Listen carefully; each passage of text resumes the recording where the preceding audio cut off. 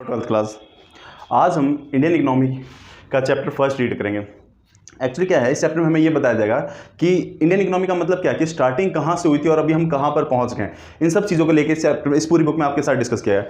तो हमारी actually economy की स्टार्टिंग कहाँ होती है, जब हमें फ्रीडम मिलती है। हमें फ्रीडम कब मिली थी? 1947 में 15 अगस्त को। ठीक है, मैंने क्या किया, मैंने आप इस चैप्टर को ज़्यादा शॉर्ट करने के लिए आपको कुछ टॉपिक है जो मैं समझाता रहूँगा और उनके पॉइंट हिंदी और इंग्लिश दोनों में लिखे हुए हैं। इससे क्या होगा कि आप लोगों को समझने में और चीज़ों को अच्छे से ग्रैप करने में आसानी होगी। नाउ अब हम सीधा चैप्टर की तरफ चलते हैं। चैप्टर फर्स्ट का नाम क्या है? स्वतंत्रता के समय भारतीय अर्थव्यवस्था, Indian economy on the eve of independence. ठीक, तो इसमें क्या था, आपको क्या लगता है जब हम लोग आज़ाद हुए थे तो हमारे देश की कंडीशन कैसी होगी? हमारे देखो, किसी भी इकोनॉमी के ना 3 सेक्टर होते हैं। सबसे पहले बात करूं तो एग्रीकल्चर, हमारे देश की मैं बात कर रहा हूं। सबसे पहले एग्रीकल्चर सेक्टर, फिर इंडस्ट्री सेक्टर, फिर इंटरनेशनल ट्रेड। इंटरनेशनल ट्रेड का मतलब क्या होता है? दूसरे विश्व के साथ हमारे देश का व्यापार कैसा था at the time of independence. आज़ादी के समय हमारे देश के जो अर्थव्यवस्था थी उसकी क्या कंडीशन होगी। आप लोगों को क्या लगता होगा, जो ब्रिटिश आए थे उन्होंने क्या किया? वी ऑल नो दैट कि उन्होंने कहीं ना कहीं हमें एक्सप्लॉइटेशन किया है, यानी कि हमारा शोषण किया है। अब शोषण भी उन्होंने बहुत स्मार्टली किया है। उन्होंने इस तरीके से शोषण किया है कि बहुत सिस्टमैटिक तरीके से हमारी हर एक चीज को डिस्ट्रॉय करते गए। उन्हें 3 चीजों जो आपका चैप्टर है उस चैप्टर में बेसिकली स्टार्टिंग के 3 पॉइंट हैं। ठीक है, हम पहले इसको डिस्कस करते हैं, उसके बाद इन सेक्टर को और डिटेल में पढ़ेंगे। पहले मैं आपको बताता हूं किन सेक्टरों को पढ़ेंगे, फिर उसके बाद हम उसको और डिटेल में पढ़ेंगे। Now first topic, colonial exploration of the agriculture sector. भारतीय कृषि का औपनिवेशिक शोषण। शोषण का मतलब क्या होता है कि वहां पे सामने वाला जब हमारा फायदा उठाता है, जिसमें एक ऐसी डील जिसमें हमें प्रॉफिट ना हो रहा हो, हमारा शोषण हो रहा हो, जिसमें हमें सिर्फ लॉस हो रहा होगा और प्रॉफिट के नाम पे हमें बहुत कम दिया जा रहा है। तो जब ब्रिटिश आए थे तो उन्होंने एग्रीकल्चर में सबसे पहले ये किया, बहुत स्मार्टली उन्होंने क्या किया, उन्होंने हमारी इकोनॉमिक सिस्टम को पकड़ा। फिर उन्होंने एक सबसे खतरनाक चीज इंट्रोड्यूस करी, जमींदारी सिस्टम, जिसको हम जमींदारी प्रथा कहते हैं। इसमें क्या होता था, ब्रिटिश कुछ इंडियंस को एक जमींदार नाम की पोस्ट दे देते थे। ठीक है, और उनसे कहते थे कि वो टैक्स वसूले एक पर्टिकुलर रीजन से, एरिया से। अब उस टैक्स में जमींदार जो थे ये काफी ज्यादा स्मार्टली प्ले करते थे। हाँ, एक और चीज सबसे इंपॉर्टेंट क्या है कि जो ये टैक्स था ना, ये टैक्स का टाइम पीरियड फिक्स था और बारिश हो ना हो उनको वो टैक्स पे करना पड़ता था, क्योंकि ये ज्यादातर फार्मर से रिलेटेड था। टॉपिक ही एग्रीकल्चर, तो फार्मर से रिलेटेड होता था। अगर आपने लगान मूवी देखी हो तो उसमें एक बहुत अच्छा हिंट दिया गया है कि बारिश होगी तो फसल अच्छी होगी, बारिश नहीं होगी तो फसल अच्छी कहां से होगी। द सेम थिंग, और इस चीज को बर्बाद करने के लिए उन्होंने जमींदारी सिस्टम को लागू कर दिया, अप्लाई कर दिया। जमींदारी सिस्टम था क्या, जमींदारी प्रथा था क्या, किस तरीके से काम करती थी? ब्रिटिश थे, उन्होंने कुछ इंडियंस को जो थोड़े पावरफुल थे या फिर जिनके पास थोड़ा पैसा या कुछ पावर थी, उनको कहा कि आप आज से जमींदार एक पोस्ट दे दी। अब उनसे यह कहा गया कि आपको टैक्स वसूलना है एट एनी कॉस्ट, हमें आपको इतना तो टैक्स पे करना पड़ेगा। और टाइम पीरियड फिक्स था, वो जो है फ्लक्चुएट नहीं होता था, बदलता नहीं था, टाइम पीरियड फिक्स था। उसी के टाइम पीरियड पे उनको ये सब चीज उनको सबमिट करना होता था, टैक्स पे करना पड़ता था। अब जमींदार क्या करते थे, फॉर एग्जांपल मान लो टैक्स हुआ ब्रिटिश का 100 किलो गेहूं, मान लो ब्रिटिश का हुआ 100 किलो गेहूं। तो जमींदार सिस्टम अपने बेनिफिट, जमींदार लोग अपने बेनिफिट के लिए उनसे ये कह देते थे कि भाई हमें 150 चाहिए, 150 का टैक्स। आपको क्या लगता है यहां पे क्या हो रहा है? जमींदार सीधा सीधा इनसे 100 तो इनको दे देगा ब्रिटिश को, बाकी जो 50 बच गए वो सीधा जमींदार के पास जाता था। लेकिन अब इसमें क्या कंडीशन है, एग्रीकल्चर में फिर दिक्कत क्या थी, वो दे देते, लेकिन आज की तरह हम लोग हाई टेक नहीं है, हमारे पास इतनी फैसिलिटीज नहीं थी कि हम इतना भी प्रोड्यूस कर पाए। मैंने 100 किलो का एग्जांपल लिया है, हम उतने ज्यादा हाई टेक नहीं थे, हमारे पास इतनी एडवांस चीजें नहीं थी कि हमारे किसान भाइयों के पास कि वो इतनी ज्यादा प्रोडक्टिविटी कर सके। जैसे मैंने बताया ना, वो बारिश पर डिपेंड थे, बारिश पर डिपेंड थे, नहीं अगर बारिश हो रही है तो उनकी प्रोडक्टिविटी अच्छी होती थी, और बारिश ना हो तो उनकी प्रोडक्टिविटी खराब होती थी। और इसी, अब उन्हें क्या था, टैक्स पे करना पड़ता था। नहीं तो जमींदार जो थे उनकी जमीन ले सकते थे, ये भी था उनके पास, वो उनकी जमीन ले सकते थे।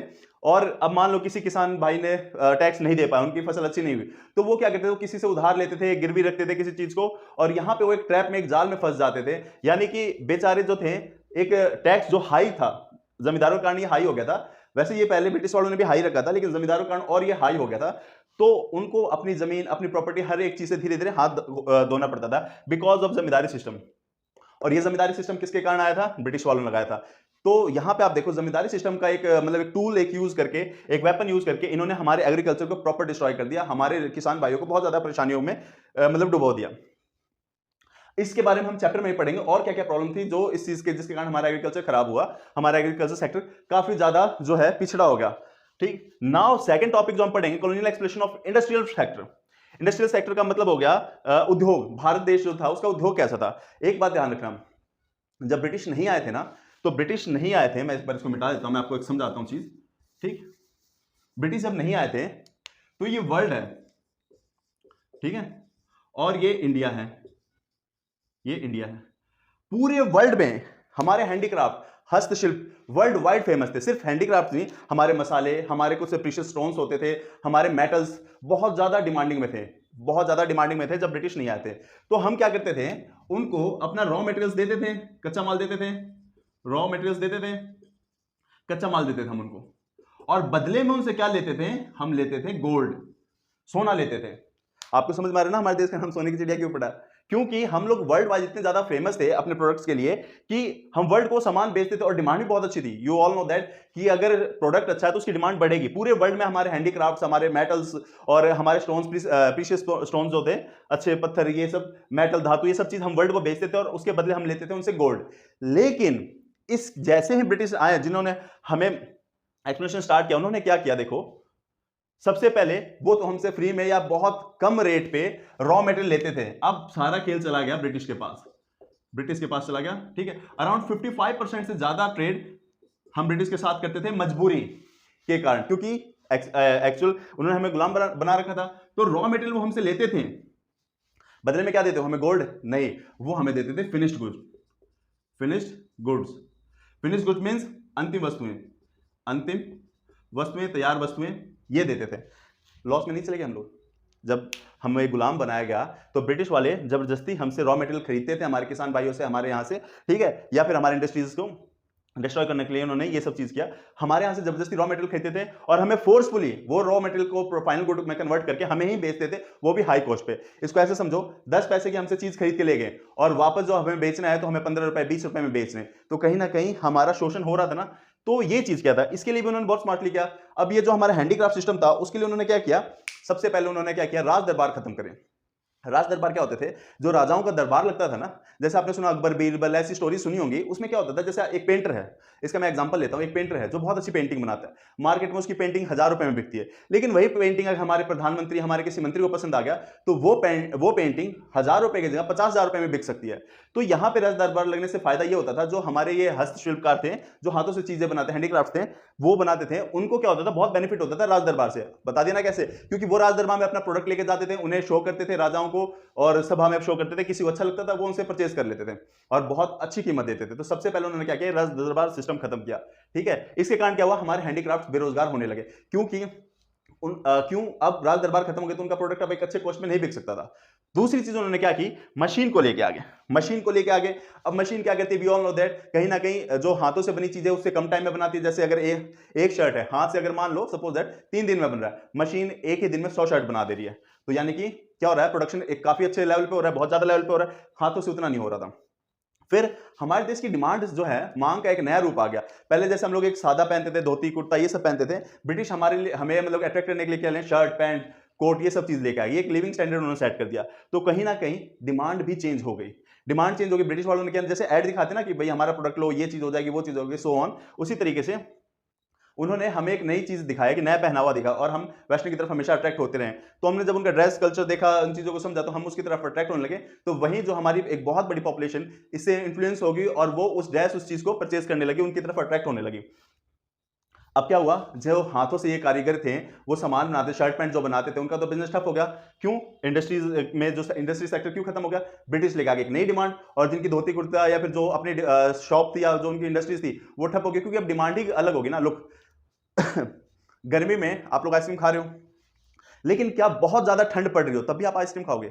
नहीं खाओगे ना। तब आप क्या करोगे, चाय पियोगे, यानी कि डिमांड चेंज कर दो। जहां पहले आइसक्रीम खा रहे थे, अब वहां पे आप चाय पियोगे, क्यों, डिमांड चेंज होगी। तो चाय वाले तो बेरोजगार हो गए ना। सेम ऐसे ही हुआ, जब वो एक नया प्रोडक्ट, एक नई डिमांड लेके आ गए, तो जो हमारे देश के प्रोडक्ट थे उनकी मांग कम होने लगी, मांग कम होने लगी तो इंडस्ट्रीज को बंद करना पड़ा, ठीक है। और उसके बाद उन्होंने एक नेक्स्ट टॉपिक में मैं डिस्कस करूंगा, उन्होंने एक्सपोर्ट इंपोर्ट के बारे में भी किया। जो हमारा नेक्स्ट टॉपिक है वो हमारा है colonial exploration of international trade, विश्व व्यापार के साथ, विश्व का व्यापार। उन्होंने duty free export and import कर दिया। अब जब उन्होंने हमें गुलाम बना दिया, तो उन्होंने क्या कहा, ब्रिटिश वाले जो भी सामान चाहें विदेश में फ्री ऑफ कॉस्ट भेज सकते थे और ला सकते थे। लेकिन वही जो अगर कोई इंडियन अगर इस चीज को करना चाहता था, एक्सपोर्ट इंपोर्ट कुछ करता था, तो उसको एक हैवी ड्यूटी पे करनी पड़ती थी। हैवी ड्यूटी समझ रहे हो ना, यानी ब्रिटिश वाले फ्री में ला रहे हैं, फ्री में ले जा रहे हैं, तो उनकी कॉस्टिंग तो कुछ पड़ी नहीं, लाने ले जाने का खर्चा तो उनका बच गया। वही हम लोग के साथ क्या करते थे, वो हम लोग को कहते थे कि आपको एक हाई इंपोर्ट एक्सपोर्ट ड्यूटी देनी पड़ेगी, चीजें मंगाने या बेचने के लिए हमें एक बहुत ज्यादा ड्यूटी देनी पड़ती थी, प्राइस देना पड़ता। अब वो प्राइस हम कहां से करेंगे, हम अपने प्रोडक्ट में ऐड करेंगे, क्योंकि हमें तो सामान बेचना है, तो प्रोडक्ट का लेवल इंटरनेशनल लेवल पे हाई हो जाता था। यानी विश्व में अगर मान लो कोई सामान 4 रुपए का बिक रहा है, इंपोर्ट एक्सपोर्ट की ड्यूटी इतनी लग जाती थी, हमें वो 15-20 रुपए में बेचना पड़ता था। तो खुद सोचो, विश्व में जब वही प्रोडक्ट 4 रुपए में अवेलेबल है, तो कोई 15-20 रुपए क्यों खर्च करेगा, और फिर ये पे नहीं कर पाते थे। धीरे धीरे उन्होंने हमें इस तरीके से चूसना शुरू कर दिया, हमें इतना अंदर से खोखला कर दिया कि देखो इन्होंने बहुत स्मार्टली किया, मैंने को स्मार्टली से, क्योंकि उन्होंने हर एक चीज को पकड़ा और बहुत स्मार्टली किया। लेकिन 1857 के विद्रोह के बाद भी आप पढ़ोगे ना, वैसे हिस्ट्री का नहीं है, लेकिन आप पढ़ोगे तो कुछ चेंजेस किए थे उन्होंने, उनको समझ में आ गया था कि इंडियंस को अब कंट्रोल करना इतना आसान नहीं है। तो बेसिकली हम इस चैप्टर में इन तीनों चीज के बारे में पढ़ेंगे। क्या पढ़ेंगे, कृषि के बारे में, हमारे एग्रीकल्चर किस तरीके से उन्होंने डिस्ट्रॉय किया, क्या रीजन था, ठीक है ये। फिर उसके बाद से हम मतलब वो पढ़ेंगे क्या, मतलब क्या क्या करके गए वो हमारे साथ। फिर उसके बाद उन्होंने हैंडीक्राफ्ट खत्म कर दिया, हैंडीक्राफ्ट का बिजनेस खत्म कर दिया। कैसे खत्म कर दिया, उन्होंने हस्तशिल्प के लिए राज दरबार लगाने बंद कर दिए, मशीन लेके आ गए, नई डिमांड आ गई मार्केट में, तो इससे हमारा जो हैंडीक्राफ्ट था वो भी खत्म हो गया, इंडस्ट्रीज भी हमारी खत्म होगी। लास्ट विश्व के साथ व्यापार, वो जब गए तो वो इस चीज को भी खराब कर गए। कैसे, उन्होंने विश्व के साथ हमारे रिलेशन ही खराब कर दिए। कैसे, वो हमसे फ्री में सामान खरीदते थे, लाते थे, हमें ही बेच देते थे महंगा करके। अब इससे क्या होता था, मैंने कहा ना अराउंड 55% से ज्यादा ट्रेड हमें मजबूरन सिर्फ ब्रिटिश के साथ करना पड़ता था, ठीक है। तो इसमें हमें लॉस हो रहा था। इन सब पॉइंटों के कारण ब्रिटिश ने हमारे इंडियन इकोनॉमी को बहुत बैडली डिस्ट्रॉय कर दिया, बहुत बुरी तरीके से बर्बाद कर दिया। अब हम हमारी इकोनॉमी के कुछ फीचर्स पढ़ेंगे कि हमारे इंडियन इकोनॉमी के फीचर्स क्या क्या थे जिसके कारण ये सब चीजें हुई, ठीक है। आई होप आप लोग इसको लिखना चाहो तो लिख लो, फिर मैं इसको आगे कंटिन्यू करता हूं। नाउ सी, अब हम पढ़ेंगे फीचर्स ऑफ इंडियन इकोनॉमी, यानी कि इंडियन इकोनॉमी की विशेषता। एक्चुअली हम कह तो इसे विशेषता रहे हैं, लेकिन इसमें कुछ प्रॉब्लम्स है, यानी कि हमारी कमियों को ही दर्शा रहा है। फॉर एग्जाम्पल स्टैग्नेंट इकोनॉमी, थमी हुई या रुकी हुई अर्थव्यवस्था। अगर ये पूछा जाए at the time of independence हमारी इकोनॉमी के फीचर क्या क्या थे, क्या क्या चीजें थी, सबसे पहले हम कहेंगे स्टैग्नेंट इकोनॉमी। सबसे पहले हम क्या कहेंगे, स्टैग्नेंट इकोनॉमी का मतलब होता है थमी या रुकी हुई अर्थव्यवस्था। ऐसी अर्थव्यवस्था जिसकी जो है ग्रोथ रेट बहुत कम हो, 0.5 भी कह सकते हो। आज हमारे देश की अर्थव्यवस्था बहुत अच्छी है, लेकिन at the time of independence हमारे देश की अर्थव्यवस्था बहुत ज्यादा दयनीय थी, बहुत कम थी, मैं कह सकता हूं 0.5 के आसपास थी, ठीक है। बैकवर्ड इकोनॉमी, इकोनॉमी को मैंने शॉर्ट फॉर्म में लिख दिया इको। आप लोग ये पॉइंट लिख लेना, आप लोग चाहो तो इसकी स्क्रीनशॉट ले लो, ठीक है, आप लोग इसके स्क्रीनशॉट ले सकते हो। अब इसकी चीज को समझो, बैकवर्ड इकोनॉमी का मतलब क्या है, पिछड़ी अर्थव्यवस्था। हमारी अर्थव्यवस्था में फैसिलिटीज थी नहीं, कहीं ना कहीं अंग्रेज हमें इस तरीके से बर्बाद करके गए थे ब्रिटिश, कि हमारे पास हम टोटली डिस्ट्रॉय हो गए थे इकोनॉमी के रूप में। इससे पहले जो पॉइंट थे वो इन्हीं के बारे में है। एग्रीकल्चर इंडस्ट्रियल सेक्टर भी बैकवर्डनेस में था। अभी से पहले मैंने आपको वीडियो में समझाया किस तरीके से हमें बैकवर्ड हम क्यों हैं, अंग्रेजों के किन पॉलिसीज के कारण। फिर पुअर इंफ्रास्ट्रक्चर, इंफ्रास्ट्रक्चर को समझो, इंफ्रास्ट्रक्चर समझो, इंफ्रास्ट्रक्चर होता क्या। इंफ्रास्ट्रक्चर का मतलब होता है अवेलेबिलिटी ऑफ वाटर, इलेक्ट्रिसिटी, अच्छा कंडीशन ऑफ रोड, कम्युनिकेशन के हमारे पास साधन क्या थे। कम्युनिकेशन का मतलब होता है संचार के साधन क्या कहते हैं, मीन्स ऑफ कम्युनिकेशन क्या थे हमारे पास। व्हाट यू थिंक कि हमारे कम्युनिकेशन स्किल कैसे थे, बहुत कम्युनिकेशन स्किल कह रहा हूं मैं, कम्युनिकेशन जो हमारे मीन्स थे कैसे थे, संचार के साधन कैसे थे, बहुत खराब थे। देश में कोई बात आज जितनी जल्दी फैल जाती है, हमारे पास इंस्टाग्राम, यूट्यूब, सोशल मीडिया के थ्रू बहुत जल्दी बात फैल जाती है, कोई भी वीडियो वायरल हो जाती है, कोई भी चीज वायरल। लेकिन उस टाइम ये सब चीजें इतनी स्ट्रॉन्ग, इतनी ज्यादा वाइड फॉर्म में नहीं थी। रोड अच्छे नहीं थे। आज भी आप लोग देखोगे कुछ जगह ऐसे हैं जहां के रोड कच्चे हैं। सोचो आज हम आजादी के इतने सालों बाद भी हमारे देश में कुछ ऐसी जगह है जहां के रोड काफी अच्छे नहीं है, कुछ टूटे फूटे हैं।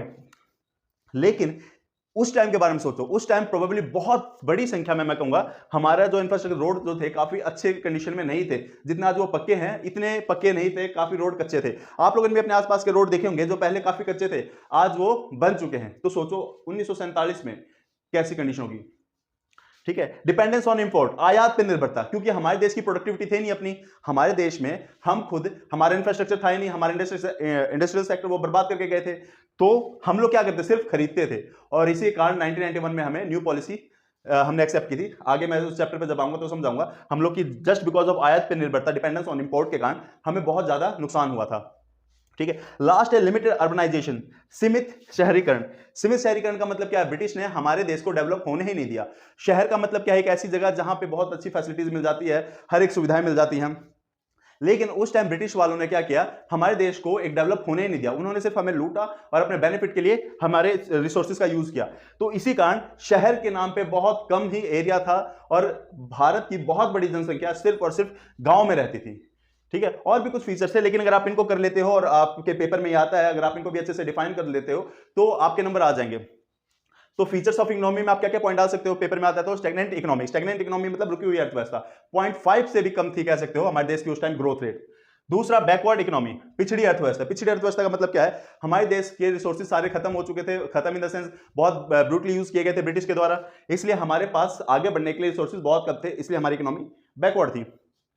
एग्रीकल्चर और इंडस्ट्रियल बैकवर्डनेस, कृषि और उद्योग का पिछड़ापन होना, अभी जस्ट मैंने समझाया था वीडियो में पहले ही कि उन्होंने हमारे राज दरबार खत्म कर दिया, हैंडीक्राफ्ट सिस्टम को खत्म कर दिया, किसानों को बहुत ज्यादा शोषित किया, जमींदार सिस्टम के थ्रू उन्होंने हमें डिस्ट्रॉय किया, तो इसके कारण भी हमारी जो एग्रीकल्चर कंडीशन थी वो भी और इंडस्ट्रियल कंडीशन थी खराब थी। नेक्स्ट पॉइंट आप क्या डाल सकते हो, पुअर इंफ्रास्ट्रक्चर, उसको एक्सप्लेन करो, कंडीशन ऑफ रोड की व्यवस्था, रोड की स्थिति कैसी थी, यातायात के साधन में बहुत ज्यादा समस्या थी, बिजली पानी हर घर में जैसे आज उपलब्ध है वैसे अवेलेबल नहीं थी, बहुत ज्यादा पिछड़ापन था, अच्छे मतलब साफ जो ड्रिंकिंग वाटर सबके घर पे अवेलेबल नहीं था।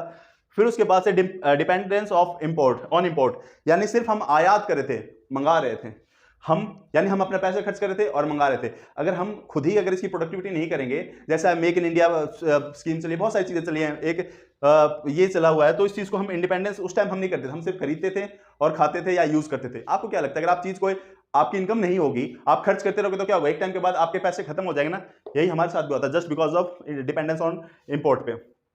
लास्ट है लिमिटेड अर्बनाइजेशन।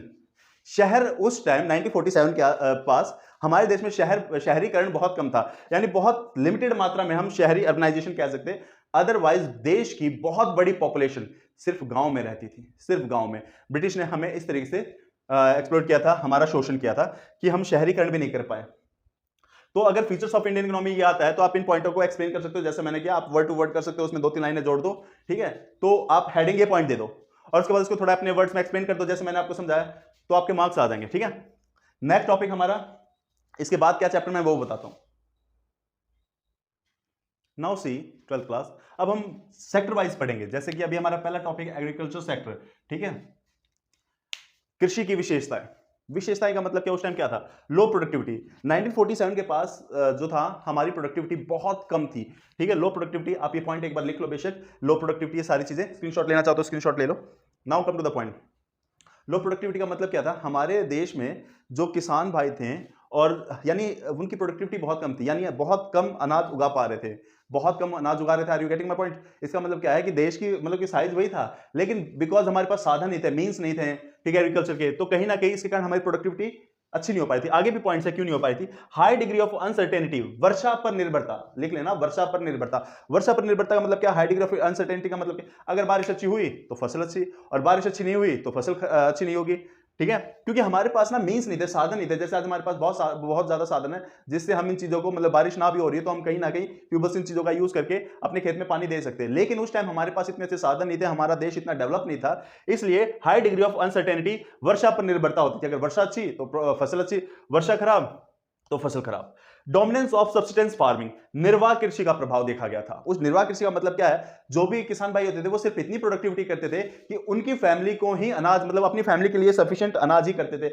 अगर उनके पास एरिया ज्यादा है तब भी वो सिर्फ इतनी प्रोडक्टिविटी करते थे कि उनकी फैमिली का काम चल जाए, ठीक है। इसको हम कहते हैं डोमिनेंस ऑफ सब्सिस्टेंस फार्मिंग, सिर्फ निर्वाह कृषि। निर्वाह कृषि का मतलब अपने परिवार के इतना उत्पादन करना, कि इतना प्रोडक्शन करना कि सिर्फ अपनी फैमिली के लिए सफिशिएंट हो, लायक हो। स्मॉल एंड फ्रेगमेंटेड होल्डिंग्स, छोटी व खंडित जोते। खंडित जोते का मतलब क्या है, थोड़ा सा प्लॉट यहाँ है, थोड़ा सा प्लॉट वहां है, थोड़ा सा यहाँ वहां, यानी कि अगर थोड़े थोड़े एरिया पे है, मान लो ये 4-5 आपके पास कुछ, ठीक है, किसान के पास मान लो इतनी जमीन है या फिर होल्डर के पास इतनी जमीन है, लेकिन ये छोटे छोटे पार्ट में, तो यहां पे कृषि आप अच्छे से नहीं कर सकते।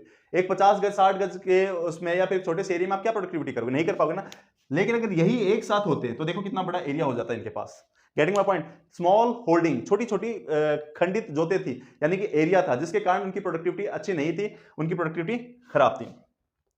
फिर उसके बाद आ गया लैंड रेवेन्यू सिस्टम, भू राजस्व व्यवस्था प्रणाली। उसमें क्या था, जैसे ब्रिटिश करके गए थे ना कि जमींदार सिस्टम को इंट्रोड्यूस कर दिया था। इससे क्या हुआ था कि जो ऑनर था लैंड का और जो वहां पे वर्कर था, किसान था, उनके बीच के रिलेशन अच्छे नहीं थे, क्योंकि वो उनको एक्सप्लॉइट करते थे। जो जमींदार थे कहीं ना कहीं किसानों को एक्सप्लॉइट करते थे, उनका शोषण करते थे। इसलिए लैंड रेवेन्यू सिस्टम के कारण भी हम कह सकते हैं कि हमारे देश का जो एग्रीकल्चर सेक्टर था वो कहीं ना कहीं डिस्ट्रॉय हो रहा था, खराब हो रहा था। और ये 5 पॉइंट अगर आप लिखते हो, इसको एक्सप्लेन करके आ जाते, that's is sufficient. 5 point is good. आपको जो बेस्ट 4 लगे उसको अच्छे से तैयार करो। बेस्ट 4 को आप तैयार करो, 5 में से, वैसे 5 को करो, लेकिन बेस्ट 4 को करो आप, जो आपको सबसे इजी लग रहा हो। लो प्रोडक्टिविटी मैंने समझा दिया, देश में उत्पादन उस टाइम बहुत कम था। हाई डिग्री ऑफ अनसर्टेनिटी, वर्षा पर हमारे किसान भाई बहुत ज्यादा डिपेंडेंट थे, ठीक है। डोमिनेंस ऑफ सस्टेनेंस फार्मिंग, निर्वाह कृषि का ज्यादा चलन था उस टाइम, यानी कि जो किसान थे वो सिर्फ इतना ही प्रोडक्टिविटी करते थे, अपने परिवार का काम चल जाए, बेचने के उद्देश्य से वो इस पे कृषि नहीं करते थे। स्मॉल एंड प्रेग्नेंट होल्डिंग, छोटी व खंडित जोते, स्मॉल एंड प्रेग्नेंट होल्डिंग का मतलब छोटी और खंडित जोते, यानी कोई थोड़ा सा जमीन का टुकड़ा वहां, थोड़ा सा जमीन का टुकड़ा वहां, इसके कारण भी उनकी प्रोडक्टिविटी अच्छी नहीं हो पाती थी। लास्ट, लैंड रेवेन्यू सिस्टम को भी हम काउंट करेंगे, क्योंकि इसके कारण जो था ऑनर और उनके बीच में जो वर्कर थे उनके बीच में रिलेशन अच्छे नहीं थे, तो वो भी इसके कारण, अब रिलेशन अच्छे नहीं थे इससे क्या होगा, इसके कारण क्या होगा, किसान भी ज्यादा प्रोडक्टिविटी के लिए एग्री नहीं होगा, क्योंकि भाई एक बात बताओ, अगर जमींदार उनको मारे, शारीरिक और मानसिक रूप से उनको टॉर्चर करे, तो वो प्रोडक्टिविटी क्यों करेंगे, क्योंकि उनको तो मतलब ही क्या है, जब उनको पता है भाई शोषण हो रहा है तो कहीं ना कहीं वो गुस्सा दिखाएंगे। और फिर ये रीजन भी हम कह सकते हैं कि एग्रीकल्चर को एक डिस्ट्रॉय करने में या फिर बहुत बुरी स्थिति लाने के लिए ये सब चीज, ये रीजन थे। अगर क्वेश्चन में आता है एग्रीकल्चर सेक्टर के बारे में बताओ, कैरेक्टरिस्टिक्स बताओ, उनकी विशेषता बताओ, तो आप इन पॉइंट को समझा देना, that is sufficient in your CBSE exam, ठीक है। अब हम अपने नेक्स्ट टॉपिक की तरफ चलते हैं। Now see 12th class. अब हम बात करेंगे इंडस्ट्रियल सेक्टर्स के बारे में, उनके कैरेक्टरिस्टिक्स, उनकी विशेषता के बारे में, उस टाइम क्या कंडीशन थी या क्या क्या रीजन थे इन चीजों के बारे में। अगर सपोज दैट पेपर में आता है तो आप इन पॉइंटों को लिख सकते हो। डिके ऑफ हैंडीक्राफ्ट, हस्तशिल्प का पतन, ठीक है। Discriminatory tariff policy of state, आयात शुल्क, competition from machine made products, मशीनों के साथ मुकाबला, और लास्ट इंट्रोडक्शन ऑफ रेलवे। ये गेम चेंजर पॉइंट था, इंट्रोडक्शन ऑफ रेलवे, ये ब्रिटिश के लिए गेम चेंजर पॉइंट बना था। Now come DK of handicrafts. British वालों ने बहुत स्मार्टली, जैसे मैंने बताया ना, राज दरबार लगाने बंद कर दिए, तो और फिर हमारे मतलब कि टैरिफ, जो नेक्स्ट पॉइंट है, दोनों रिलेटेबल हैं, ठीक है। टैरिफ पॉलिसी यानी कि आयात निर्यात पे बहुत हैवी शुल्क लगा दिए। इससे क्या हुआ, हम लोग दूसरे देश में सामान बेच नहीं पा रहे थे, और हमें अगर सामान मंगाना पड़ा था तो हमें बहुत ज्यादा कॉस्ट पे करना पड़ा था। इससे हमारा इंडस्ट्रियल सेक्टर की बैकबोन टूट गई, क्योंकि मैंने कहा ना, अगर जब ब्रिटिश नहीं आए थे तब हम वर्ल्ड वाइड फेमस थे अपने हैंडीक्राफ्ट्स के लिए, और ब्रिटिश ने ये टैरिफ पॉलिसी लगा के हमारे उस हैंडीक्राफ्ट्स को खत्म कर दिया, राज दरबार लगना बंद करवा दिया उन्होंने, ठीक है। जिसके के कारण डिके ऑफ हैंडीक्राफ्ट्स, हाथों से बनी निर्मित चीजें, हस्तशिल्प के पतन हो गया। हस्तशिल्प का पतन यानी कि हाथों से चीजें बननी बहुत कम हो गई, पतन यानी बिल्कुल ही खत्म के बराबर आ गए। डिस्क्रिमिनेटरी ऑफ टैरिफ पॉलिसी, देखो ब्रिटिश वाले, मैंने आपको बताया ना, ब्रिटिश वाले जो भी प्रोडक्ट अगर विदेश में बेचे या विदेश से मंगाए, उनको कोई भी चार्जेस नहीं देने पड़ते, टैक्स नहीं पे करना पड़ता था। वहीं अगर Indians try to do this, Indians करना चाहते थे अगर ये, तो क्या होता था, उनको एक बहुत बड़े मात्रा में टैक्स पे करना पड़ता था, और वो टैक्स इतना ज्यादा होता था कि इंडियंस जो है वो मना ही कर देते, डिनाई कर देते कि हम नहीं करेंगे। फिर ये दो पॉइंट मैं गेम चेंजिंग कहूंगा। Competition from the machine made products, मशीनों के साथ मुकाबला। मशीनों के साथ मुकाबला क्या हुआ, जैसे मैंने बताया ना, पहले क्या था, हाथ से चीजें बनती थी, हाथ से चीजें भी ऑल नो दैट की कारीगरी, नक्काशी, बहुत चीजें होती है, तो वो टाइम लेती है। लेकिन जैसे ही मशीन आई, जो काम एक दिन में होता था वो 15-20 मिनट में करके खत्म कर देती थी, यानी कि competition of machine made products आ गए थे। अब इसके कारण क्या होता है, हाथों से चीजें बनने में टाइम लगते थे, इतने में कस्टमर को मशीन बहुत जल्दी बना के दे देता था, फुलफिल कर देता, क्वालिटी भी अच्छी होती थी और टाइम भी कम लगता था। तो इस तरीके से ब्रिटिश वाले इस चीज को लाके गेम चेंज करके। फिर introduction of railway. Introduction of railway का मतलब सबसे अच्छा है, ब्रिटिश वालों ने हमें कुछ अच्छी चीज दी है, मैं कह सकता हूं इंडियन रेलवे भी उन्हीं की देन है, बाकी हमने उसको एक्सटेंड किया, उसमें इंप्रूवमेंट की, लेकिन इंट्रोडक्शन ऑफ रेलवे वो अपने बेनिफिट के लिए लाए थे, जो उनके लिए ही बाद में थोड़ा नुकसानदेह बना। रेलवे का, अब देखो, अगर आपको यहां से दिल्ली से पंजाब अगर सामान बेचना है तो आपको टाइम लग जाएगा। उस टाइम की बात करना 1947 के, क्योंकि आपको सामान लाने ले जाने के लिए यातायात के साधन हमारे पास अच्छे नहीं थे, ठीक है, बैलगाड़ी या फिर कोई एक पर्टिकुलर चीजों का यूज करते थे। लेकिन वहीं ब्रिटिश वाले क्या करते थे, रेलवे के थ्रू कुछ ही समय में अपना सामान दूसरे स्टेट में पहुंचा देते थे। पहुंचाने का मतलब क्या, वहां मार्केट में अपना उनका मार्केट बढ़ गया। कैसे बढ़ गया, अब देखो, वो पूरे भारत को कनेक्ट कर पा रहे थे, यहां से कलकत्ता, पंजाब, वट जहां भी हो चाहे, सामान को बेच पा रहे थे। क्यों बेच पा रहे थे, बहुत इजीली, रेलवे के कारण। वही भारतीयों को उस टाइम रेलवे की सुविधाएं उपलब्ध नहीं थी। ये सुविधाएं बेसिकली ब्रिटिश वाले यूज करते थे अपने व्यापार को बढ़ाने के लिए, ठीक है। तो ये पॉइंट हमारे इंडस्ट्रियल सेक्टर को बर्बाद करने के लिए, या फिर कैरेक्टरिस्टिक्स कह सकते हो, विशेषता कह सकते हो, कि क्या चीज रीजन थी हमारे इंडस्ट्रियल सेक्टर के बारे में। जैसे मैं चैप्टर के स्टार्टिंग में कहा था ना, हम इन टॉपिक को डिटेल में पढ़ेंगे। एग्रीकल्चर के बारे में हमने पढ़ लिया, इंफ्रास्ट्रक्चर के बारे में, इंडस्ट्रियल सेक्टर के बारे में हम पढ़ेंगे, ठीक है। और इसके कारण एक और चीज हुआ, मशीन के कारण भी मैं कहूंगा मांग का नया रूप, ठीक है, न्यू पैटर्न ऑफ डिमांड आ गया। न्यू पैटर्न ऑफ डिमांड, जैसे मैंने बताया ना कि धोती कुर्ता छोड़ के लोग शर्ट पैंट कोट इनके ऊपर ज्यादा जाने लगे, एक सिंबल हो गया, एक सिंबल, स्टेटस सिंबल हो गया।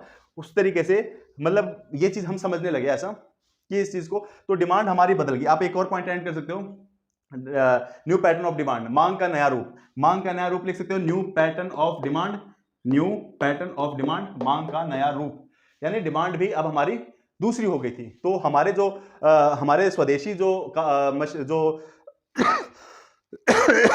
जो हमारे फैक्ट्री कर रहे थे या जो स्वदेशी लोग थे, उनका व्यापार तो ठप हो गया, क्योंकि अब लोग जो है दूसरी चीजों की डिमांड करने लगे।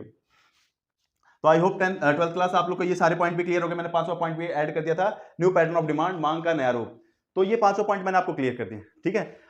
अब इस चीज को एक बार आप देखो, समझो, कोई पॉइंट कोई डाउट होता है तो आप लोग मेरे से पूछो। मैं इसी चैप्टर का सेकंड पार्ट बहुत जल्दी अपलोड कर दूंगा, पर पहले आप इस चैप्टर को समझो, ठीक है। इसमें क्या क्या पॉइंट है, किस तरीके से समझाया है, कोई डाउट कोई प्रॉब्लम होती है तो आप लोग मेरे से पूछ सकते हो कि सर ये चीज समझ में आई, मैं उसको सॉल्व आउट करने की कोशिश करूंगा, ठीक है। तो आई होप 12th क्लास ये यहां तक आप लोग को चैप्टर क्लियर हो गया होगा। पहले आप इस चीज को समझो। ये चैप्टर मैं हर एक चैप्टर को 2 या 3 वीडियो में कवर करना चाहूंगा। इससे क्या होगा कि आप लोग को ना सफिशिएंट टाइम मिल जाएगा उस चैप्टर को समझने के लिए, उस चैप्टर को एनालाइज करने के लिए, क्या है किस इन पॉइंटों को लिखने के लिए, कहीं ना कहीं आप ही को बेनिफिट होगा। तो इसलिए मैं हर चैप्टर के 2 या 3 पार्ट में उसको अपलोड करूंगा। फिर भी अगर आप लोग को एक पूरा चैप्टर एक वीडियो में चाहिए तो मुझे कमेंट करके बता देना, पर उसमें ना इंटरेस्ट खत्म हो जाएगा। लुक, मैं अगर आपको 2-3 पेज करके दूं ना तो आप इतनी मोटी किताब भी पढ़ सकते हो, लेकिन अगर कहीं मैं इतनी मोटी किताब आपको एक साथ ही दे दूंगा, वही पढ़ना पड़ेगा आपको, तो कहीं ना कहीं दिमाग क्या क्लिक करता है, छोड़ यार छोड़ इसे नहीं। तो सेम यही चीज है, चैप्टर को हम इजीली आराम से डाइजेस्ट करेंगे, आराम से समझेंगे, ताकि आपको हर एक पॉइंट क्लियर हो। फिर भी कोई डाउट कुछ रहता है तो आप मेरे से कमेंट करके आप बोल देना, मैं उसे इंप्रूव करने की या उसमें कुछ एड ऑन करने की कोशिश करूंगा। तो I hope 12th class Indian economy का हमारा इतना चैप्टर अभी तक आप लोगों को कंप्लीट हो गया, ठीक है। Thanks 12th class, enjoy your day.